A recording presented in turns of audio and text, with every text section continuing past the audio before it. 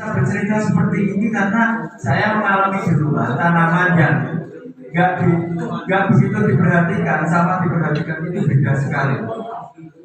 Dan rata-rata petani karena mungkin tidak sesuai apa yang diusahakan itu tidak sesuai dengan kemampuan tenaganya. Itu aku nek nandur oke, kok hasilnya oke. Gimana? Bapak Ibu mengalami seperti itu? Iya apa enggak? Iya. Nah, saya pernah mencoba juga tanaman itu tanam banyak, wah itu berarti hasilnya oke. Ternyata enggak. Tanaman banyak malah orang kepenan kabeh. Nah itu, jadi kita harus menyesuaikan dengan tenaga kita ketika kita mengusahakan suatu tanaman. Nah, durian diurus tenanan. Mampunya kalau 10 diurus hasilnya lebih apik daripada urus 20 tapi orang melarang urus kabeh.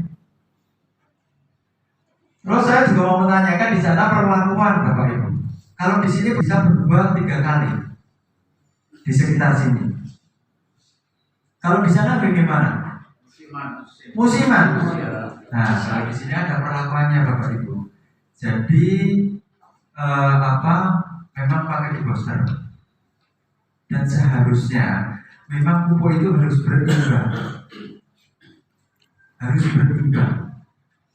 Paling enggak berimbang ya.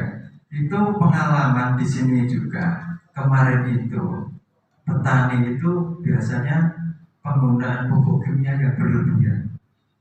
Kalau penggunaan pupuk kimia yang berlebihan itu pasti lama-lama tanah itu akan menjadi tandus. Pengalaman Bapak Ibu. Pengalaman. Digesang dan diurus. Nah, itu. Jadi di sini juga kami tekankan seperti itu. Pak, saat ini dicoba tetap pakai pupuk organik. Sampun Pak. Sampun, tapi saking kandang. Itu langsung ditabur di pohon. Akhirnya apa? Ya banyak uret. Wah, nggih kula wonten urete mboten masalah. Nggih nek uret iki nek mangan uret ora kaya menungso, beras langsung entek. Nek uret berproses. Lama-lama juga akan mati. Dan pemakaian pupuk kimia sendiri itu kalau berlebihan itu ya kalau tanah jadi kurus dan banyak juga penyakitnya. Kalau uji coba bibit-bibit kulon itu perlakuan yang pakai organik sama enggak, itu juga akan sangat lain. Pasti keras tanahnya yang pakai kimia, tapi yang pakai organik tetap gembur. Setahun rata pupuk orang pupuk karena bibit ya. Tapi kalau perlakuan pakai pupuk kimia itu paling enggak 2 minggu kita harus ngasih. Itu cukup kecil saja. Nah itu nanti di sekup yang lebih luas itu pupuk organik sangat diperlukan sekali. Itu sebenarnya kan di sekeliling kita ada ya. Rata-rata punya ternak Bapak Ibu? Punya. Kalau kotoran kobilnya itu diolah apa enggak? Difermentasi enggak? Cara fermentasinya apa Bapak Ibu? Belum. Bapak penjualan kan? Sama ini ikut ke sini? Enggak. Wah, kok kami tidak dirasani. Jadi rasani. Sebenarnya kalau di sini pendampingan ke petani itu ada lebih mudah sekali pakai perlakuan ibaratnya saja kalau pupuk yang dari kandang itu kalau langsung dikasihkan ke tanaman kita itu kan belum siap untuk diserap tanaman Bapak Ibu. Contoh mudah sekali itu kalau kita mau makan itu ibaratnya kalau di pupuk yang dari kandang itu dikasihkan ke tanaman itu awal dia didepi beras. Kita di dalam betul. Jadi bahasanya campuran mawon dikasih sate mawon gitu. Ngapakan mawon Pak? Ngapak. Oh, ngapak sekedip gitu loh. kan tempat sekedar memiliki langsung sakit ngapak. Begini, itu ibaratnya kita dikasih makanan, tapi disediakan di meja kita ditaruh beras, kan nggak mungkin kita makan. Laras? Nah, itu ya perumpamaan yang lebih mudah. Tanaman dikasih pupuk kandang langsung, ya seperti itu, ya nggak akan dimakan. Dan kemungkinan sekali itu nanti uretnya itu banyak. Gak kemungkinan. Dan pola pupuk organik tadi ya, pupuk kohi dari kotoran hewan tadi ya, sedikit saja. Pertama yang harus kita persiapkan kan kohinya sudah siap ya Pak. Itu harus ditaruh di tempatnya. Setelah itu kalau gampang besok mil dari kapur itu loh. Nah kamu kapir gampang itu Dolomit. dolomit. Nah itu kita taburkan di atas kohinya itu. Nanti kita persiapkan di komposernya. Di komposer itu sehingga bakteri pengurai itu Pak. Itu ada E4. Besok E4 gitu. Nah, E4 ini murah. Paling organik ini paling larang selawe pula. Itu nanti dicampur dengan apa kira-kira? Tetes tebu. Pak Lurah lalu besok Bisa. bertani. Sudah Pak praktek. Lurah cek praktek. Nama Pak Lurah nyata ini. Wah, ini ada lagi ini. Kita ini Pak Lurah ini ilmunya gede. Pernah praktek Pak, tapi gagal. Gagal. Ditanamin barang mati. Panas. Oh, panas. Iya. Jadi begini ciri-cirinya. Kita harus, tapi lebih baiknya itu kalau ada cari di toko bertani itu M21. Dengan M21 itu di komposer itu Pak sama E4, tapi kualitasnya bagus M21. Saya nyoba dua-duanya. M21 itu bisa 3 sampai ya E4 itu bisa 1 bulan baru jadi. Tapi kalau saya pakai M21 itu lebih cepat. Saya 2 minggu itu udah jadi. Ciri-cirinya seperti apa? Oh, prosesnya dulu, prosesnya. Jadi kohi kotoran hewan tadi ditaruh tempat yang teduh. Ketebalannya biar bisa merata tadi Pak. Kan ada di komposernya campurannya M21 atau E4 ya, sama tetes tebu. Terus di atasnya nanti ditaburi gamping tadi, mil tadi. Itu memang untuk menetralisir tanah yang sifatnya sudah asam. Dan saya yakin pemakaian pupuk kimia yang berlebihan pasti asam pemain. Asam. Jadi pH-nya rendah. Nah itu berpengaruh terhadap pertumbuhan tanaman. Bisa wae kuning, padahal kuat tak pupuk, tak kimia kan. Itu karena pH tanahnya rendah. pH tanah yang netral itu berapa pH-nya? Belum tahu. 6,5 sampai 7.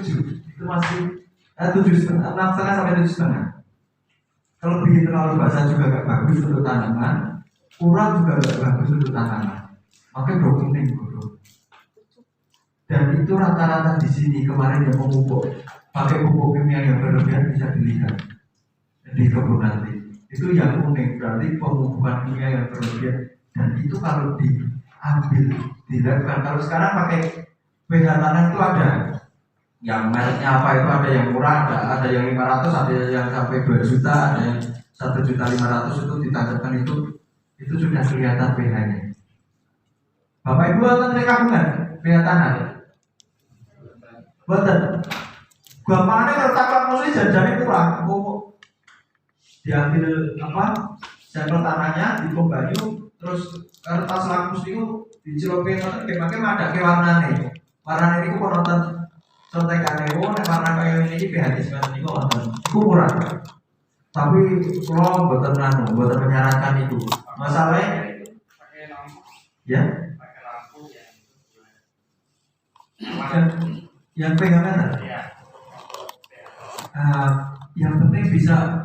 Kalau M21 itu satu botol yang 1 liter itu saya 2 ton bisa Pak. 2 ton pupuk itu bisa, 2 ton pupuk mentah. Jadi paling kalau sekitar 15 liter air itu 3 tutup saja sudah cukup. Nanti diecerkan, dicampurkan antara dekomposernya tadi E4 atau M21 sama tetes tebu. Dikira-kira aja tetes tebunya. Tetes tebu itu memang untuk apa? Untuk makanan dekomposernya bakteri pengurai tadi. Nah itu nanti setelah itu dikocokkan pakai gembor itu loh Pak. Sempor. Sempor kalau di sini gembor. Nah itu. Jadi nanti setelah itu dikasih lagi. Jangan terlalu tebal biar sampai bawah. Berlapis. Terus ditaburi dolomit tadi. Terus nanti dikocok lagi dengan dekomposer yang sudah dicampur tadi. Itu terus ditutup rapat. Ditutup rapat pakai terpal. Pakai terpal. Tapi jangan sampai kena sinar matahari Pak, saya ini. Nah itu berapa hari? Kalau M21 saya coba itu cuma 2 minggu. 2 minggu sudah jadi. Pakai M21. Kalau E4 itu 3 minggu sampai 1 bulan. 1 bulan rata-rata. Sampun ditulis tuh ya, ini mau prosesnya. Oke, kira-kira jelas. Sangat tanya jawab. Setelah itu ditutup rapat. Kalau saya aduk orang waktu ini. Kalau perlu diaduk juga gak apa-apa. Kalau enggak, saya gak apa-apa. Praktek saya enggak saya aduk. Terus cirinya seperti apa nanti kalau fermentasi itu jadi? Selama proses fermentasi itu nanti panas. Pasti panas itu. Kalau kita pegang tutupnya itu panas. Udah kira-kira matang. Nah, itu tujuannya memang itu kan proses penguraian bahan-bahan organik tadi oleh dekomposer bakteri pengurai. Dan bakteri pengurai, kenapa kok ditutup? Karena bakteri pengurai itu tidak memerlukan oksigen. Tidak memerlukan oksigen di proses fermentasi tadi. Setelah itu kita kalau sudah 2 minggu atau itu kalau M21 saya 2 minggu saya buka itu. Cirinya seperti apa? Kalau pupuk organik itu jadi. Atau saya besok? Derek.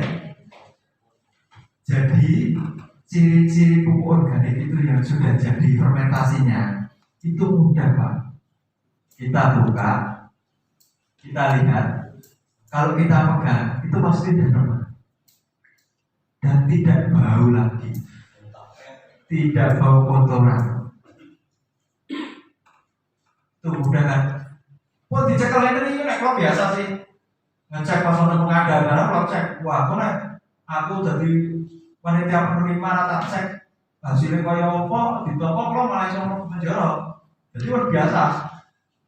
Nyekel ngoten niku wong kaya biasa to Pak, cekelane ngoten niku petani Pak. Petani atau setengah petani ini. Itu kalau kita pegang sudah hancur kayak gini, enggak ada bau beginian, itu sudah jadi Bapak. Dan sebaiknya itu sudah tetap dalam kelembapan. Kalau belum dipakai, itu jangan sampai terus bergaring. Kurang bagus itu.